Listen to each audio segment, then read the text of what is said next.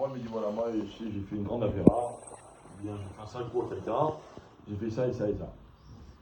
Alors on a expliqué que dans le Lachon Hara, il y a l'interdiction. Comment? Il y a l'interdiction de dire, il y a l'interdiction d'écouter, et il y a l'interdiction de croire. Alors c'est lui qui me raconte sur lui-même. Est-ce que j'ai le droit de croire ou pas? Je crois déjà. Non, on croit déjà. C'est pas de la chose. Et Nadam, ici, Maasmo, Il s'est apaisé de son problème. Il parlera pas. Raconter. On n'a pas le droit. Non? Non. Eh ben, désolé pour vous, on a le droit. On a le droit, ouais. On a le droit. Il raconte sur lui quelque chose. Voilà. D'accord? Il va se dégager. C'est pas du Lachon Hara. Ben non. Puisque c'est lui qui raconte sur lui. Voilà, c'est pas du Lachon Hara, donc il n'y a pas de problème. Et la dame, c'est quelqu'un qui raconte une avéra et à cause de ça on doit prendre une décision. Alors on ne prend pas la décision en fonction de ce qu'il nous a raconté. Mais quelqu'un qui dit ok, j'ai le droit de croire. C'est ça, ça arrive. Parce que Nadam, pourquoi il peut faire? Parce que Nadam, c'est comme s'il n'a rien dit. Mais non. Mais au contraire, j'ai le droit de le croire. J'ai le droit de le croire. Oui. Parce que c'est comme si. Moi, il y a quelqu'un qui est venu un jour me raconter, il me dit voilà, j'ai fait une avéra très grave, j'ai commis un adultère. Voilà, c'est lui qui me raconte, c'est elle qui me raconte, c'est une dame qui me raconte. Je dois la croire ou je ne dois pas la croire? La croix, elle fait rien. Vous devez la croire. Non, j'ai le droit de la croire. Oui. J'ai le droit de la croire. Maintenant, qu'est-ce que ça va changer au niveau halakha? Rien du tout. Rien du tout. Si le lendemain, elle vient me dire tu peux faire shalom bayit avec mon mari, j'ai le droit de faire shalom bayit avec son mari. C'est peut-être pour ça que je peux le croire. C'est peut-être à Non, cause de ça. non. Ça n'a rien à voir. J'ai le droit de le croire parce que quelqu'un qui raconte du Lachon Hara sur lui-même, ça ne s'appelle pas du Lachon Hara. Et moi, j'ai pas le droit de croire quand on entend du Lachon Hara. Maintenant, imaginons que quelqu'un il vient, il me dit j'ai fait une avéra. Et maintenant, je sais que c'est vrai. Et il me dit tu sais, je n'étais pas seul, j'étais avec Gérard. Enfin, avec Albert. D'accord? Maintenant, lui, j'ai le droit de le croire. Oui, est-ce que j'ai le droit de le croire pour Albert? Non.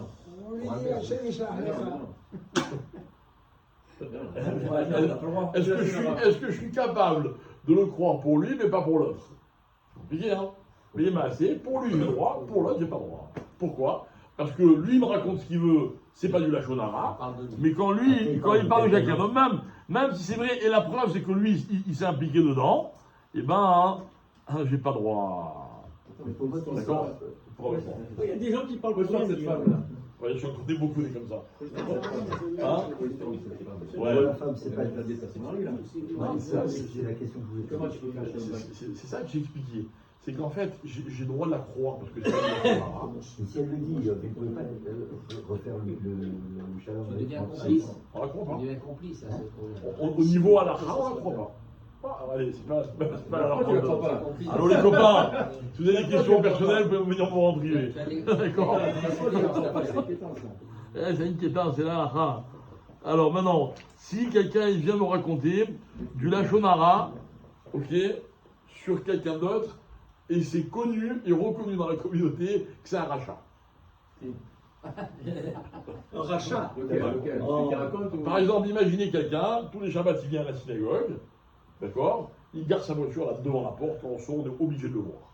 Ok, on sait, il n'est pas. C'est pas pour ça que c'est un rachat. Il n'est pas chômeur Shabbat. Ok. Très bien. Maintenant, l'autre il vient et me dit, tu sais, moi j'ai vu, pendant Shabbat, il a fait, genre il me sort un truc, pas bon, qu'est-ce qu'il y a de plus gros que de venir en voiture. Il a tout le monde. Comme chacun. D'accord? Maintenant, on sait qu'il est chômeur Shabbat, ok, qu'il est Mechal Shabbat. Et bien malgré tout, raconter quelque chose, même quand on sait qu'il est rachat. Non, attention, C'est un sourd. Il répète, c'est une répétition, il confirme. Méfiez-vous toujours des évidences dans la halakha. D'accord? Moi, ça me fait très peur quand je commence une phrase et que les gens disent ah bah ouais, évidemment quoi. On a expliqué que si quelqu'un vient raconter une chose qui est connue de tout le monde et qu'il la raconte devant plusieurs personnes, on avait expliqué, rappelez-vous, ça ne s'appelle pas du Lachon Hara. Ça porte un autre nom, mais c'est pas du Lachon Hara. Donc j'ai le droit de le croire, j'ai le droit de le croire. Ok? Maintenant, je parle d'autre chose. On sait qu'il prend la voiture Shabbat, mais on ne sait pas, par exemple, qu'il ouvre son magasin Shabbat qui est de l'autre côté de la ville. D'accord? Et toi, tu viens, tu me racontes, tu me dis, tu sais, un tel, j'ai appris qu'il ouvre son magasin Shabbat. Je l'ai vu, hein? C'est une nouvelle information. Voilà. Mais même si dans ce domaine, il est connu et reconnu qu'il est perfectible. C'est-à-dire que, ok, alors, maintenant, c'est qu'il ouvre le magasin, mais je savais déjà qu'il n'était pas chômeur Shabbat. Ça s'appelle du Lachon Hara. Et j'ai pas le droit de le croire. Donc je crois parce que je vois qu'il est en voiture, Mais je n'ai pas droit de le croire concernant le fait qu'il ouvre son magasin ou la nouvelle information, comme vous dites. Voilà, c'est le Mincha, si Dieu veut, aujourd'hui à 16h. Quelle heure vous voulez? 16h08, 16h30?